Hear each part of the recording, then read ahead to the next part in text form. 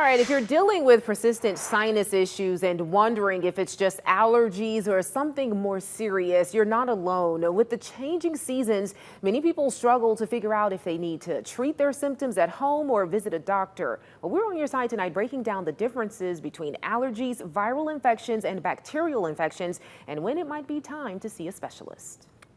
With the arrival of cooler temperatures, many are feeling the effects of fall allergies. There are particular seasonal times where we see an increase in allergens.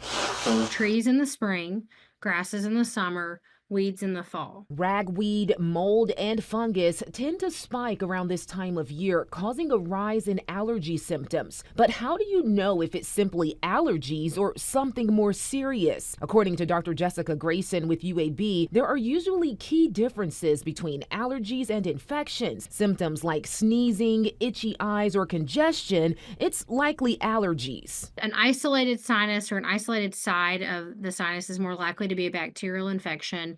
You get pain, pressure, you might get kind of nasty drainage from the nose or down the back of the throat, fevers, headaches. All those things can be true in bacterial infections. Viral infections, on the other hand, are usually felt on both sides of the face and tend to improve after a few days. However, if your symptoms worsen after initially feeling better, you can get a phenomenon called double sickening, where you're starting to get better and then all of a sudden you get worse.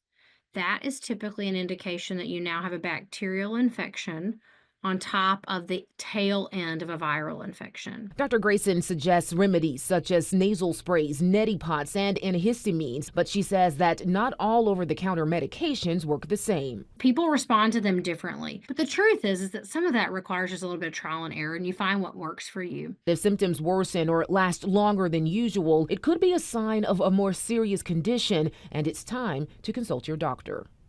Now, Dr. Grayson says to start preventative measures early, it's okay to do so, like using antihistamines or nasal sprays when you expect allergy season to ramp up.